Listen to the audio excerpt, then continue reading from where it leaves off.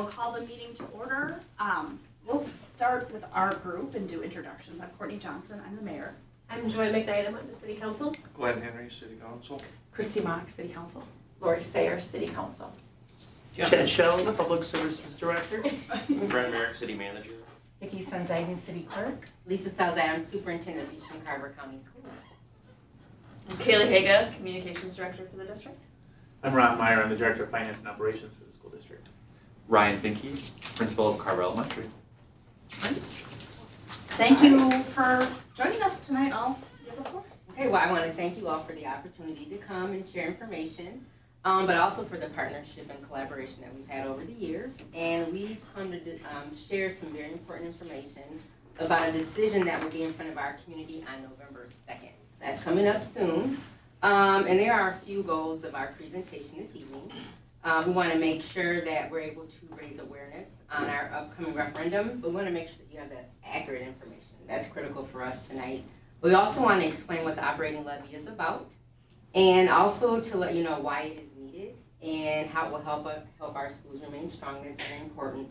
And then the other piece, towards the end of this presentation, we're going to share where to direct questions. We want to make sure, again, that we're able to share accurate information, tell you about the importance of the referendum, how it'll help our schools remain strong, and then how to direct people to get the right information. Just to add a little bit to that, I've had an opportunity to go out to welcome all of our schools. So I actually went out to every building, and we walked through the referendum presentation, and we shared the slide that has the right information, and we've had traffic on that page. So I want to make sure that you have access to that as well. All right, so I'd just like to share that Eastern Carver County Schools prides itself on delivering a high-quality education to all of our students, both inside and outside of the classroom, and we have a lot to be proud of. Just to share a few points of pride, we continue to maintain a strong graduation rate at our high schools, and across the district, the number of graduating seniors was 92.3%, which is significantly higher than the state average of 83.9%. We had 5 perfect scores on the ACT college entrance exam, and in 2020, our district had 9 advanced placement scholars. To add a little bit to those data points, I just want to share that we are going into our 3rd year as a nation in the COVID environment, and to think about all the shifts and the changes that our students have endured, but to have those results, we're really proud of that, and it really puts a strong mark on our students' grit, tenacity, and resilience. But I'd also like to share that our students have won state championships in athletics and activities that include the state football championship in 2019. And then last year, our girls basketball took the state championship, but they were also recognized as the girls team of the year by the Star Tribune. And then we've also won state championships in speech and debate, in addition to numerous state qualifiers and music-related activities. In Eastern Carver County Schools, we have a high caliber of teachers and leaders that are committed to doing the best for each and every student, so we're really proud of that as well.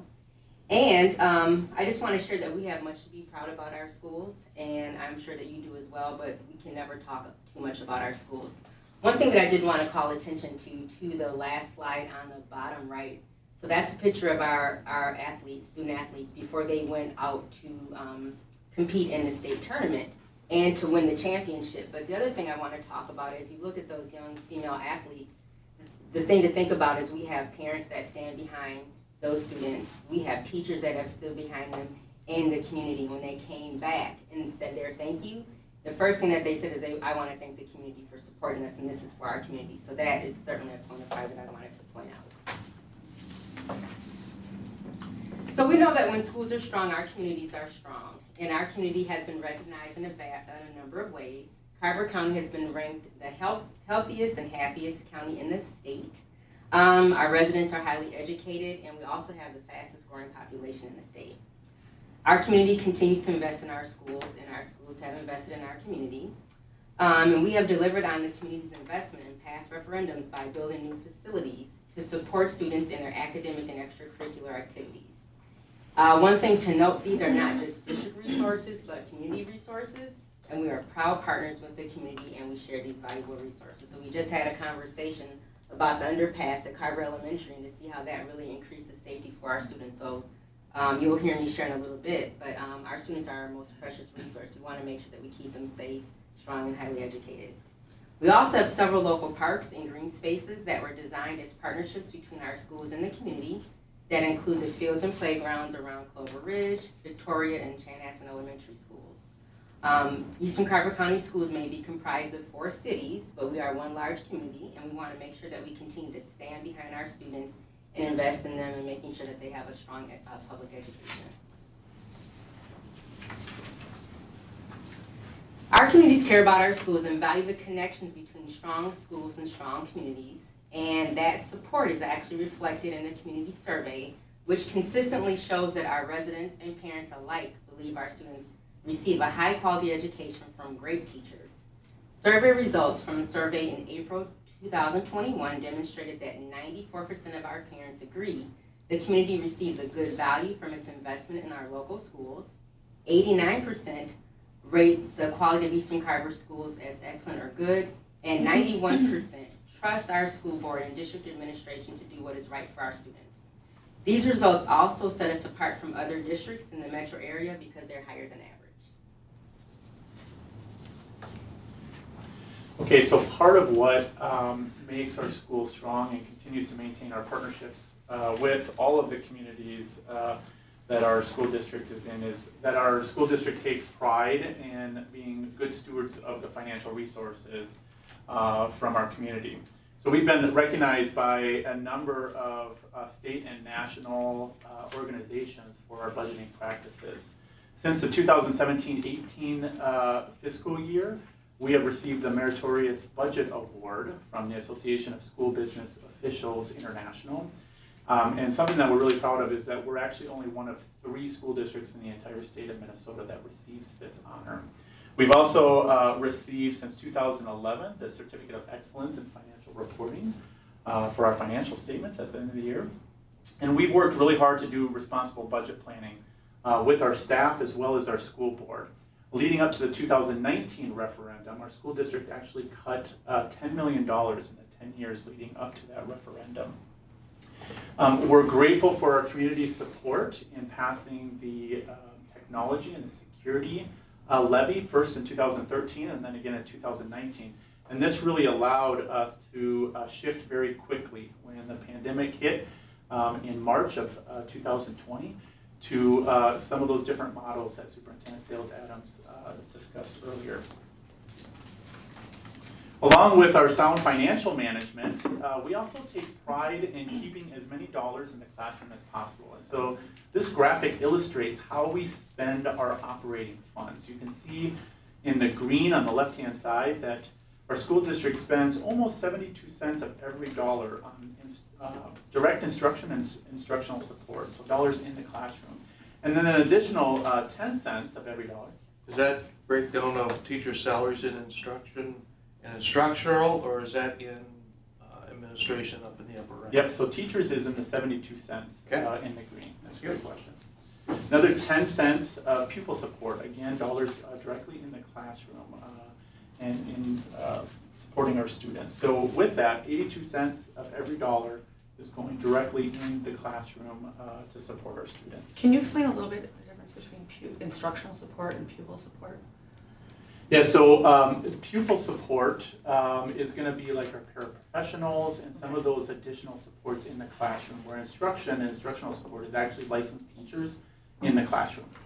Okay, so I see the instruction part, but it says support there. So so the pupil support is what you just said about the Yep. pairs, but instructional support. Instructional support may not be like a lead classroom teacher, but it's other licensed staff within the building. Like Okay. counselors, Yep. Okay. social workers.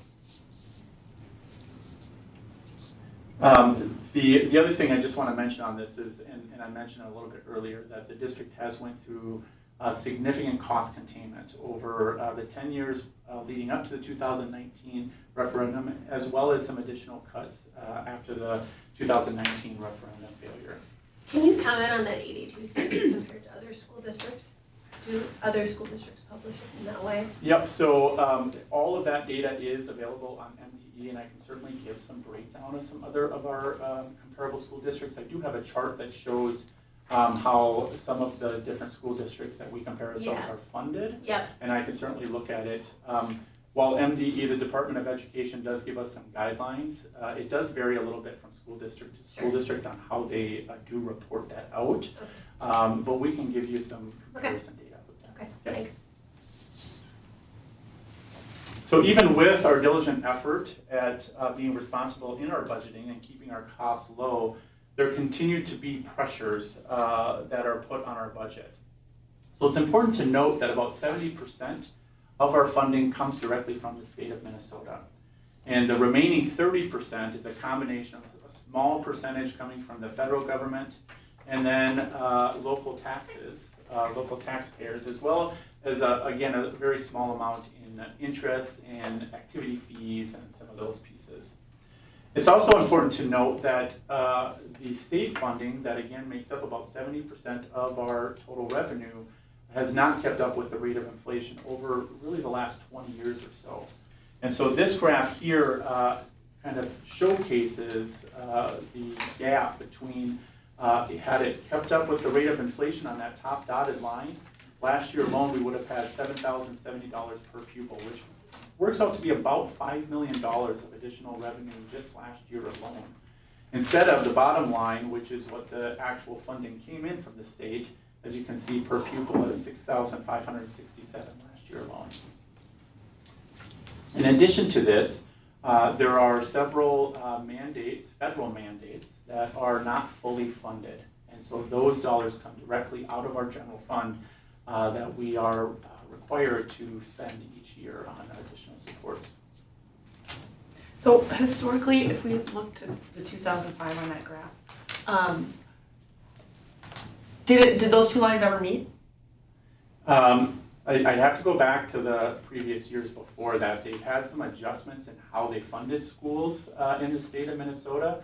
At the current level where they have the per pupil formula, almost 20 years ago is where kind of you started to see that gap, and that was really where they changed the funding formula in a significant way. Okay. And that's where we started to track that difference between inflation and what they were actually funding it at.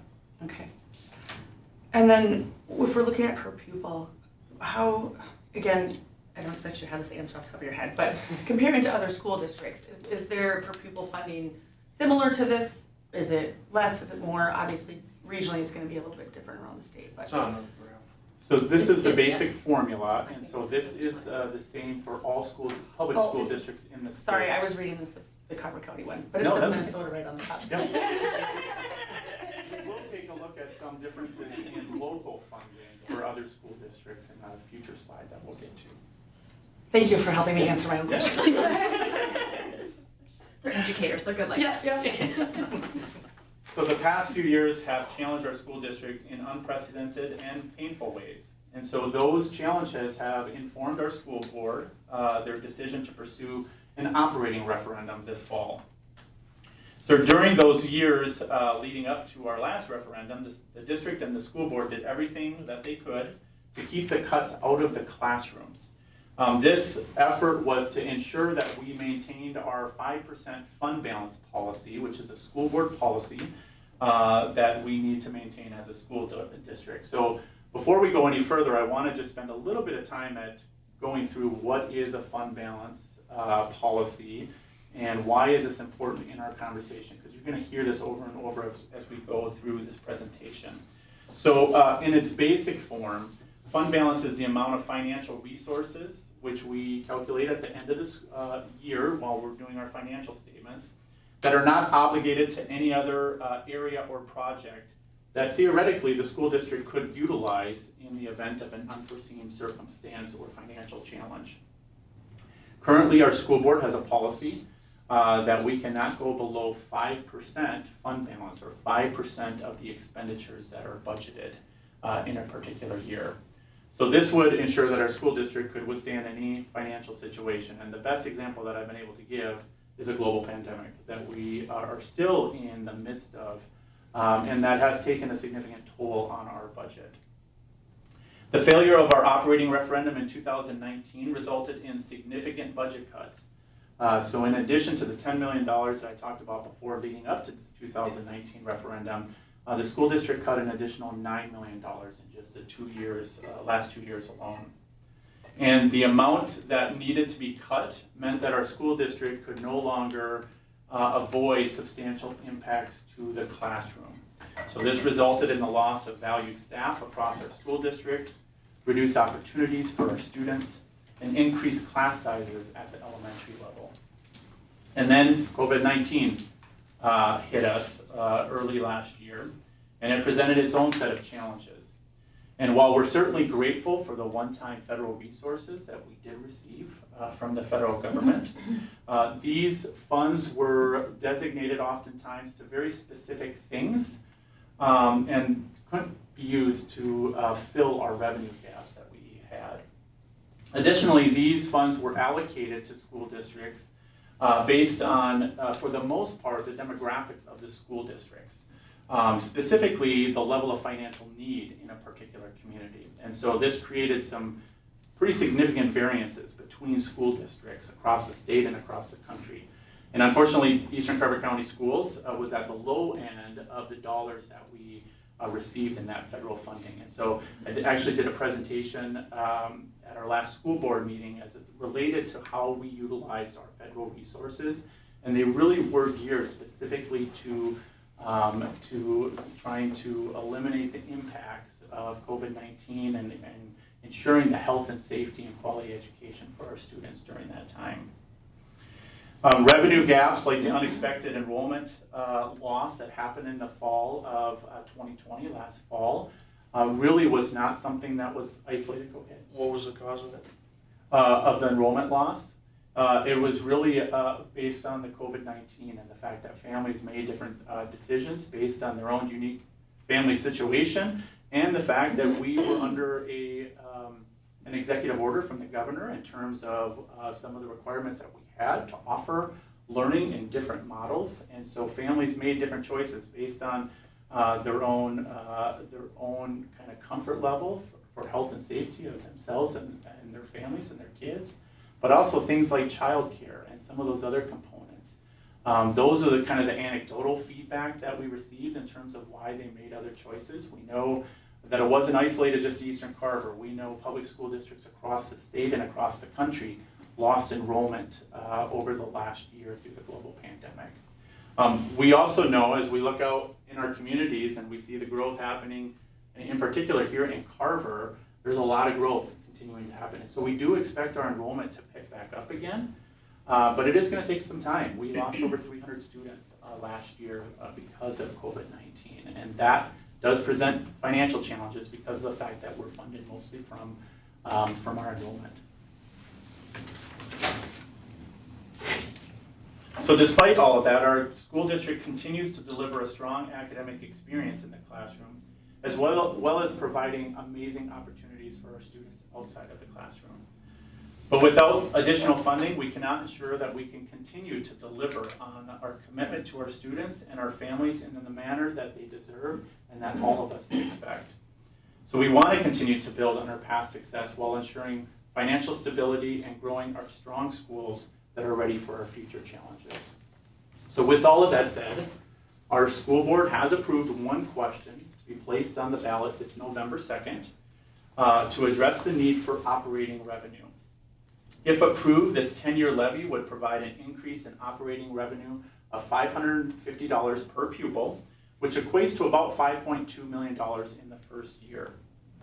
The tax impact, as you see on the screen, for the average homeowner, the $375,000 home, would be $20 per month or $242 per year. It is important to point out that when the school board originally started deliberating over a referendum for this fall, they initially were having conversations around a $650 per pupil referendum based on the significant cuts as well as our financial projection into the future.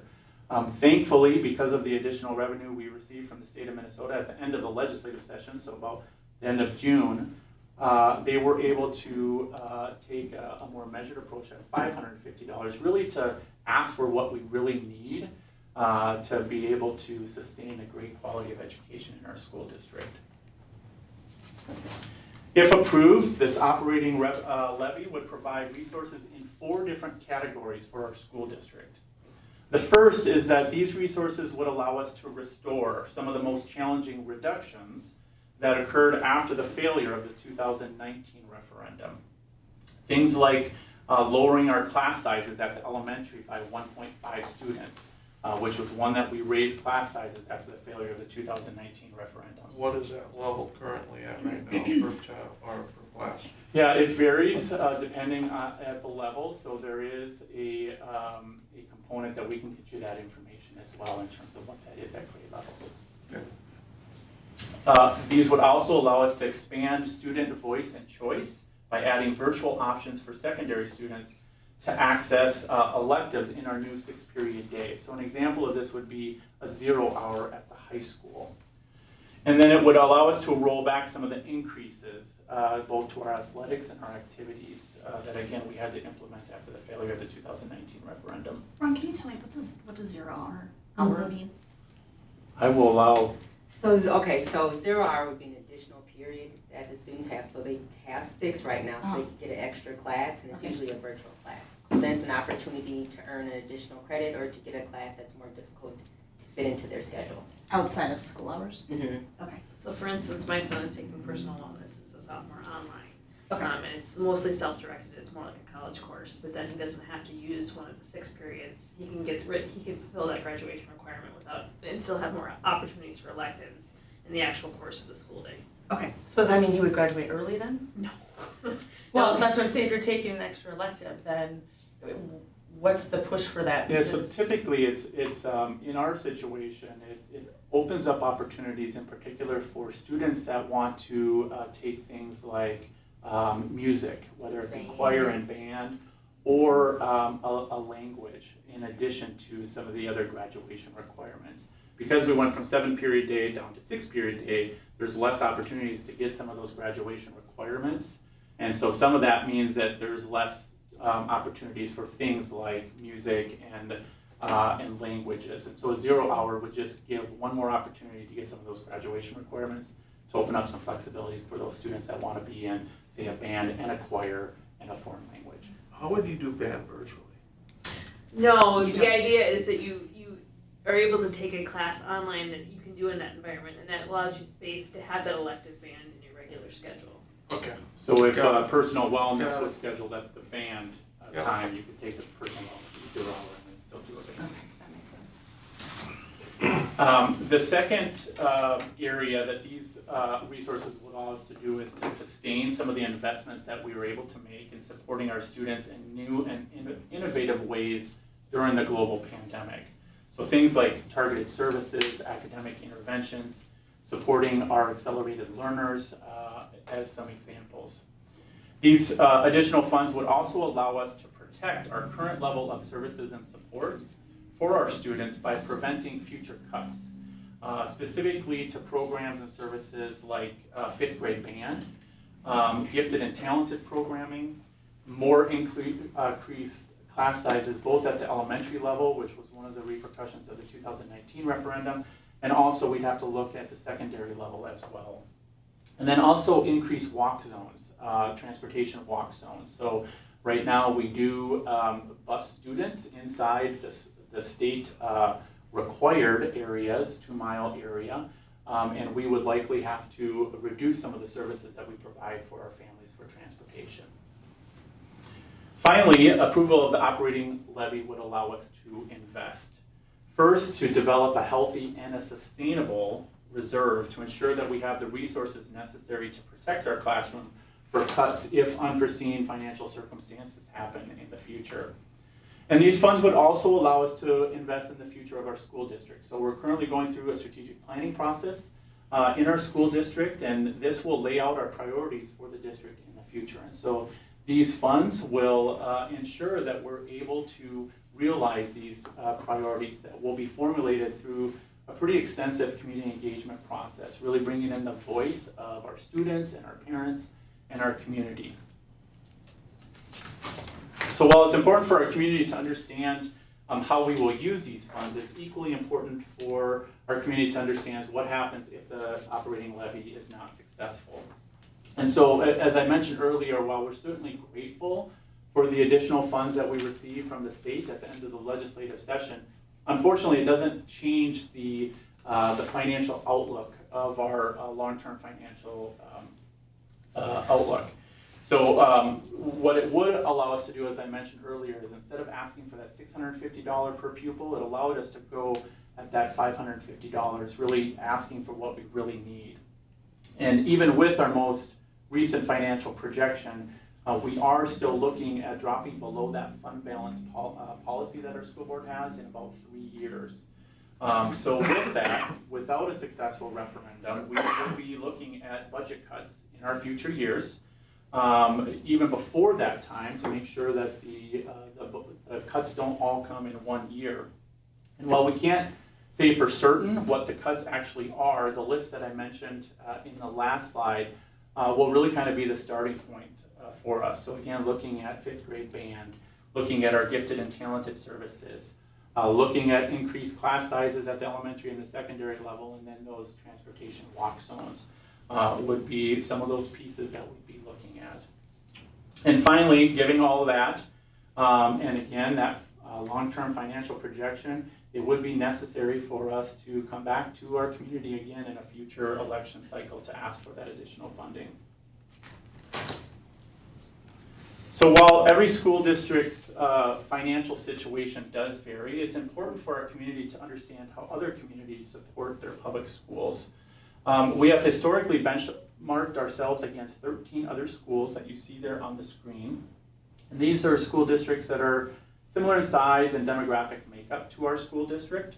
As you can see in blue, at $980 per pupil in our local levy, we are near the bottom of those 13 comparable school districts. And if the referendum is successful, it does bring us into about the middle of the pack. You can see there at $1,530 per pupil. This is right behind Eden Prairie School District. So again, right kind of in the middle of those school districts. You will see there on the right-hand side, there's a school district that doesn't have any. That school district is also out for a referendum, and so we're assuming here, because we don't know if it's going to pass, it's modeled here without passing. But that would move that school district, if they're successful, towards the middle as well. If they have any board members left. I was just reading that last week. I don't know if they have any board members left. So if the referendum passes, I talked a little bit about it earlier in terms of the tax impact. I used $375,000, which is the average home in Carver County. But also recognize that even the ones that we have listed on here isn't unique to any one family or situation. So we do have a great tax calculator on our referendum website that Superintendent Sales Adams will go over how you can find that information. And so if you're a homeowner in our school district, or a business, commercial, industrial property owner, you can go on, put the value of your property, and it will indicate to you what the tax impact would be with a successful referendum. And then one thing to keep in mind, we've talked a little bit about the growth in our community. And as our community continues to grow, our tax base also grows. And because of that, the actual tax impact of a homeowner has historically actually went down. This is a result of our levy being spread out over more property owners. And so I actually just took a look at some of the data since the last referendum that was successful, which was 2015. Our tax rate for our school districts is actually lower now than it was before that 2015 referendum was passed. So that just, again, showcases that as our community continues to grow, the actual tax impact, even with increased support for the school district, does go down. I'd also like to say that was Red Wing School District, Stillwater. That was what? Red Wing that I was talking about. Oh. Oh, next. Not that it matters, but I just realized it. Well, didn't you buy down some of your bonds that you had previously? We did do a refunding of bonds, I believe it was a year ago. I And so thought that that was part of the 2015 referendum as well. No, the 2015 was specifically, and I'd have to go back to find out for sure if there was a partial refunding there as well, but it was specifically, there was an operating referendum as well as a bond referendum, specifically that built Carver Elementary School, did some additions at a couple of our other elementary schools, built the athletic facility, the dome, as well as the pool in Pioneer Ridge. So And then we had some deferred maintenance as part of that as well. So it's pretty comprehensive bond. So as a reminder, you'll see one question on the ballot on November 2nd. And I will share this in a minute, but I just want to recognize that early voting did start on Friday. And for that one question, we're asking for an increase of $550 per student to continue delivering the high caliber education that we're delivering. And as I just shared, you have the option to vote early by mail or in person, and voting early in person at the Carver County Government Center. And we do recommend voting early as it is quick and very easy. And if you plan to vote on November 2nd, please note that we only have 4 in-person locations. So Carver City Hall, so here, Chanhassen Rec Center, the Chaska Community Center, and the Victoria Recreation Center. And this is the slide that I was talking about before. So we have a pretty robust website, so you certainly can go to eccsvote.org to get information. If you click on the site, it's user-friendly. It has videos, charts. It has a lot of very easy to understand, useful information. As Ron shared, we have the tax calculator, but more importantly, we have a place where you can go if you have questions. So certainly you can email at eccsvote@district112.org. But if people have questions, they want to have a talk with someone, we have someone standing at the ready at that phone number. And if there's a question that you want to have answered with a human interaction, we certainly ask that you make that phone call as well. But we just want to make sure that everyone has access to the right information and they fully understand how important this decision will be on November 2nd and what it means to our students and our community. And the other thing that I was sharing not too long ago, if you really think about strong schools and strong communities, we want to make sure that in our district we're able to offer our students everything that they need as they matriculate through our school district. So upon graduation, they will have everything that they need, and when they graduate, if they choose to go on to a 2-year or 4-year institution, they can. If they choose to go to the military, they can make that choice. If they want to become an entrepreneur or go into the workforce, they'll have all the skills that they need to go ahead and make that decision. And as parents and community members, we can be confident that we provided that. But the other piece is we want them to come back after they have graduated and they are looking for a place to live and grow and have children and continue to reinvest. We want them to come back home and just continue that tradition. So we wanted to thank you for giving us the opportunity. And are there any other questions? I have been actually writing down the questions that people have so we can make sure that we can get back to you. Great. Any other questions? I have a few. Go ahead. Okay. If you go back, I think a slide or two with the $550 per pupil. Yep. So here it says that you're subject to an annual increase in the rate of inflation. So is that going along with this? So whatever inflation is, that is going to be built into this referendum that we're voting on? That is correct. So this referendum is subject to inflation, which is tied to CPI, Consumer Price Index. It is a calculation that the Department of Education does.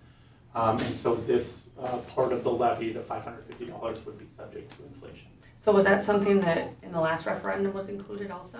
I don't believe that was included. We've in never this done it. referendum. And then that's how we've been outpaced by other districts because we've never added the inflationary factor. Okay. So they left us behind. And then that makes me a little nervous because no one knows what inflation looks like also. So saying, okay, this is the rate that we're having right now, will be very different later on. And there's no control over that once it's voted on. And if we're looking at a 10-year levy, you know, that's a long ways to look out with having no idea what that could be. Sure, and a couple of things that I will say. The 13 schools that we compare ourselves to, we are the only one that does not have an inflation factor on the local referendum at this point. I did say in the presentation that it's the first year that it's about $5.2 million, and so obviously with the inflation factor, it could go up. It could also go down as well, I suppose, if there was negative inflation, but it is subject to that inflationary factor. So. Okay. Do you think that is something that the taxpayers here are going to feel comfortable with? I mean, have you vetted this with groups already and talked with them, and what was their response to that? I think that the big message again, and you saw it in the slide that we have the dotted line, is part of the reason that we have to come to our local taxpayers is because state funding hasn't kept up with the rate of inflation. And so obviously, if we're asking for that funding and we don't have the inflationary factor, that gap will continue to widen. And so it does help to protect from us having to go back to our community and asking for those additional funds, because inflation isn't the key part to some of those financial needs in the future. Okay, and then going back to the slide that has the graph that I have grown to love, that one says, sorry, I wanted to get, keep going, Different communities. this one, yes. So if I was looking at it, it says $550 per pupil. If I did my math right here in my scratches, there's a $503 gap between the adjusted for inflation and the actual per pupil funding. So now we will actually surpass that dash line with this. We'll be above what? We would be above what the state would be responsible for, as far as it's that 70% that they currently fund schools. Okay. Okay. And again, the other component that I did comment on is, in addition to that funding gap that we have just from the basic formula, from rate of inflation, we also have some of those requirements unfunded mandates that we are required from the federal government for our school district. It's over $8 million a year that comes from the general fund. Okay. But going way back to the beginning, so the survey was conducted, and how was that survey conducted, and what was your return rate? We work with Morris Leatherman. It's 500 people are surveyed. It's a random sample of parents and community members, and so they keep calling until they get to 500 people, so they meet that. That's consistently what he's used for his methodology. We've used him for several years. Okay. That's the same firm that we use. I figured, right? yeah. Okay. And that was across the entire school district, and just a random sampling? Yeah, there was representation from all 4 communities. Okay. So we're talking about the decrease in enrollment, and if we had lost 300 students, so when we're looking at space needs and things like that, I mean, it's already been decided. It's already been decided that East Union will be closing, and so if we are down 300 students, and then we're taking a student or a school out of commission, help me make sense of that. Because to me, you're taking a school that's functioning, and the majority of people I should say all of the people that I have talked to in my experience who have had children in East Union, who come out of East Union, have been very happy and pleased with it. So that one's coming out. We've lost 300 students. Put more pressure back onto other schools. So part of the rationale behind the closure of East Union is a couple things. First, it's very expensive to run because of the fact that it's a one-section building, and just because of the size. Our class sizes are very low, so the operational cost of that building is much higher than any other building facility in our school district.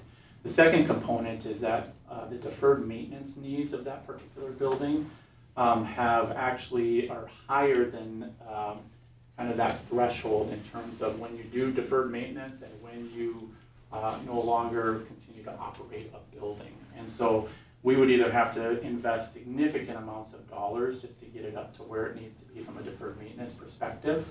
But industry standards would determine that a school district would not be wise in investing those kind of dollars, but rather put those resources in other places to build capacity.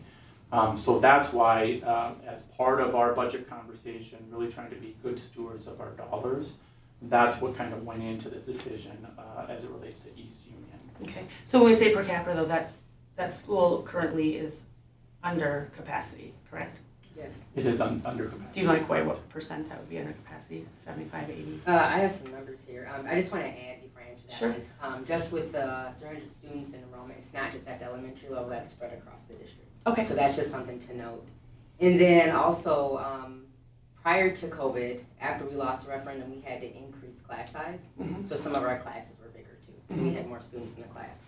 But if we're looking at the enrollment for kindergarten, I'll just go let you know it's 11, and the district-wide class size is 22.59. First grade, there are 12 students.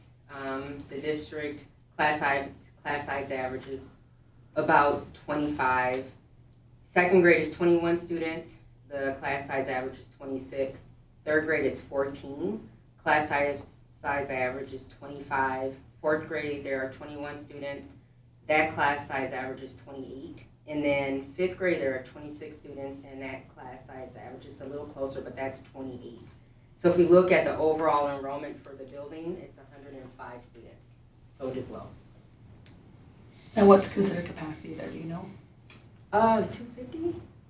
I don't I'm think it's guessing that right high, now. I but, can get back to you with that. Okay. Our capture rate has been consistently low for each student as well, I think. I believe it's below 60% for capture rate, meaning the students that are boundary to go to that school, less than 60% actually attend that school. The other students choose other options, whether it be other schools within our district, a private or charter school, or another school district. So for most schools, it's in the 70 to 75% range. So for East Union, it's about 50% of the families that live in that area pick that school. Okay. Or less. In the boundary area? Okay. Is that pretty recent? Like, has that been changed the last few years? No, I think it's gotten lower in years, but it's been Really? happening for quite a while. Thankful, I didn't. But the boundaries haven't been redrawn No. either. The boundaries get redrawn all the time when a new school comes in or something happens. Right. But the Right. boundaries out there And don't. I don't live in believe Carver they've Bluff, been yeah, redrawn. so Yep, it's I East realized Union, that. Yep. and only about half the kids in my neighborhood go to East Union. I'm not sure which one. Oh, very interesting. Where do most of them choose to go? They, as she said, they either are doing distance learning, they drive their kids to Carver Elementary, or they are at other private schools. There's a lot of buses that come through my neighborhood. You talked about funding for athletics, and do you provide scholarships, I would assume, for athletic programs? How are those funded now? I don't know. That's a great question. Yeah, we can get you that information. Okay.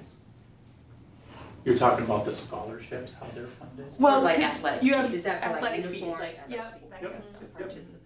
Yep, so we do have, it is a fee-based athletic or activity fee Mhm. that you have to pay, but you're specifically asking about the scholarships for those? Well, because I believe in the presentation here, it talked about wanting to There was something lower about fees for lower high school fees. activities and athletics. So I'm wondering how that lowers fees. I would assume it's their registration fee that we're talking about. Yeah, so we had to increase those as one of the budget reductions that we had. So essentially, we either have to reduce expenditures or increase revenue, and so that was one of the options to be able to raise revenue is to increase those activity and athletic fees. Okay, so the intent then would to be lower them across the board for all sports, or? Correct. Yep. To make it more affordable. Yep. Okay. And accessible. Okay, I think that's my laundry list. Anyone else? I just want to comment, as a parent in the district, I really like the communication about the absentee ballot. That's just an easy way, no-brainer to vote. And just that you had it on the website pre-filled out. All I had to do was put in my information. I got my ballot today. So super easy, super quick. Thank you. You made it easy for a parent to vote, so thank you. Thanks for the feedback. I haven't plugged in I think that the calculator's pretty cool too, so. Just Glad like you're right at in it. here while you're talking, so. Try that It's here, gonna be right? 14 So bucks a month. it's, when you say it's the ballot's filled in, but you just enter your. It has for absentee, it has the date of the referendum and all that kind of stuff. Like, I wouldn't know what to pick in those options on Gotcha. the Minnesota State form, like, which election is this? Perfect, I don't okay. really know, right? I just wanna The vote in question it, isn't right? filled out. Yeah. Verifying that. You saw my It's face. not already I'm sorry, what? Brett and I worked each other long enough, he's like, I know what's in his head right now. Okay. All I did Because was you just said buy I first. was telling my name, and I was like, well, that's No, we're not. No, it was not pretty, no, just to get the ballot. But yeah, the request form was good. I have a challenge with which I think this website is great in the communication, but I have a challenge with when a resident says, they're spending so much money on these glossy brochures and they made a new website. What's a good way to respond? Well, I would actually tell you that most of this is done in-house, and the referendum website is part of our overall website package that we do, and we design that in-house. And we rub every penny together. I think that the challenge is that you have to find that balance of the community needs to be informed, right? And so if we didn't do any pamphlets and we didn't have a website where people could go for information, then there would be a lack of transparency on the district's part. But if you would compare our referendum spending to some of our neighbors to the north, we are significantly lower in that regard too. And I imagine you have to be pretty transparent and say what you spend. Oh yes, we get it. There's usually a data That's- request yeah, every we think so. year for what we spend. So If yeah. if the finances were different, we just were in a situation where this wasn't even, a topic or a priority, where would those dollars go instead? They go back into the general fund. I get it in a referendum year. Communications gets a small additional pot of money in our budget to use for referendum spending that gets pulled right back out when it's a non-referendum year. So it goes back into the general fund for programming. That's a good question though. I missed one Thanks, question. it helps.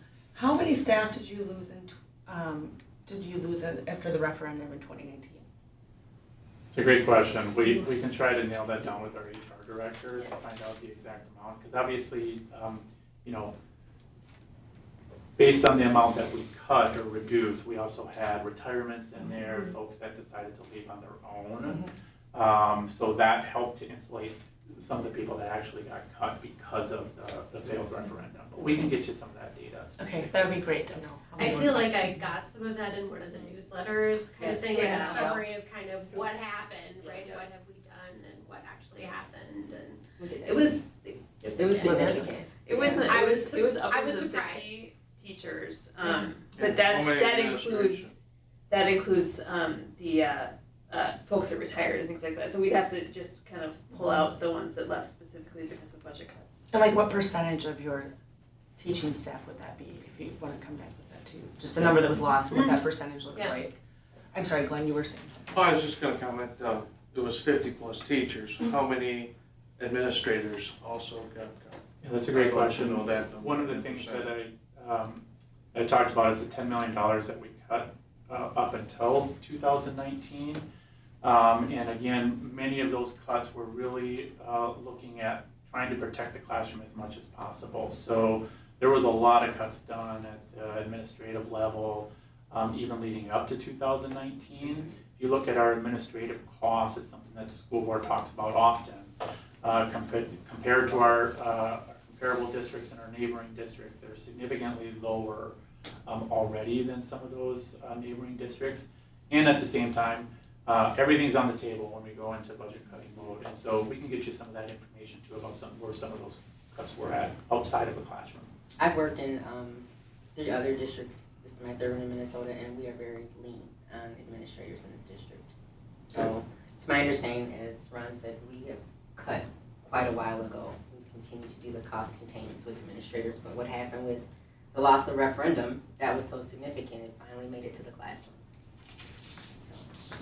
Do you have any other questions? Yes, with the operational costs, I get asked a lot of curriculum. What curriculum base are we teaching up? 1619, 1776, where are We're we teaching the at? Minnesota State Standards, Okay, so that's what we're teaching. okay. Administration.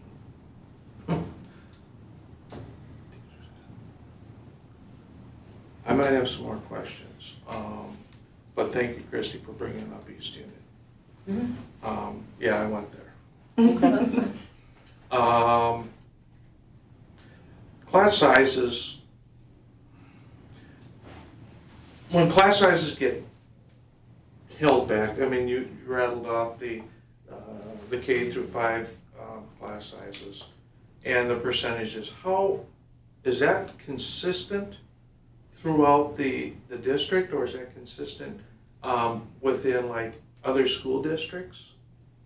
So the class sizes that I shared, that's consistent across the districts. Those are our district class size Okay. averages. We'd have to check to see what other districts do. Okay, because I know that with the reduction of other options where people are taking their kids out and COVID, with the amount of people that left the district or are seeking other options, it frees up your teachers per pupil ratio. So what we do is every year we rebudget. And so we do it based on the enrollment that we expect, and then we make adjustments as we see those kids come into our classroom or not. Okay. So we try really hard to maintain that. Now, as in the case last year when we lost 300, because we have contracts with teachers, we can't necessarily adjust that quickly, but we do it each year, and that's why trying to project our enrollment is so important, and we try to be as exact as we can. This year we got really close, within 5 kids on the first day of school from what we had projected, and thus staffed that to what the actual kids that came in. So we do that every year, and again, to maintain that class size and try to be very good stewards of those taxpayer dollars. Good. I have a question similar to the first one of like how to respond, and this might be something that's better for a follow-up. But are there some like top misconceptions or like false information that people are grasping onto? And I think is there like talk a to the rebuttal to it? Yeah, so I would for sure invite people to watch our last board meeting when Ron really kind of demystified the CARES funding. Okay. With the misperception that we just got a ton of money, Yeah. and that we could use that to replace what we would have lost from the last referendum. But he's able to break it down, but he also really shows a compelling case of how much other districts received versus how much we received. So the big metro districts, or even one of the districts that's one of our comparables, so the difference between what North St. Paul, Maplewood, Oakdale received versus what we received. So I think it's really informative. And we actually had our site team training actually at Carver Elementary last week, and Ron went through that presentation, that PowerPoint, and he got a lot of positive feedback from parents that are in this space, that was really helpful just to kind of demystify that. So that's one for sure. Okay. I think that's probably the number one. It's probably the number one, because I think it's been in the media a lot about how school districts have gotten this windfall of federal dollars. And there certainly has been a lot of dollars that have kind of went to school districts, and there's examples even here in Minnesota. But that's not necessarily the case for all school districts. And can you say it again? Like, so how is it that our district didn't get as much as some other So districts? the majority of the funding that came through there's 3 different bills that came, federal bills that came. And with the first one, there was like 4 different strands within that one alone. The majority of them came based on, rather than enrollment, it came based on what's Title I funding calculation. And that really looks at the financial demographics of a school district and the levels of poverty. And so those communities that have a higher level of poverty thus are receiving additional dollars. So regardless of the expenditures and what school districts needed to spend in order just to respond to the pandemic. So for instance, our school district received about $5.6 million. St. Paul, obviously a lot larger of a school district, but they received about $333 million. So you can see the difference there just in those 2 school districts. Obviously, the need is different in those 2 school districts as well, but it just goes to show that not every school district received the same appropriation of dollars. When you guys say watch the last board meeting, what was the date of that on the website? It was the 13th. September 13th. Anything else? Great question. Good. Should I get those back to you? That'd be great. Sure. And we are happy to have follow-up conversations. Yeah. Yeah, for sure. Thank you, guys. We appreciate that. Thank you. Nice to meet you guys in person.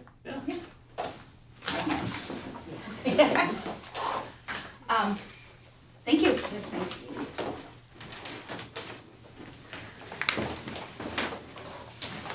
Yes, thank you. A second. Back up. Oh, okay. That's senior, right? Yes, senior. Yep. Thank you. Thank you. Yeah, thanks for coming in.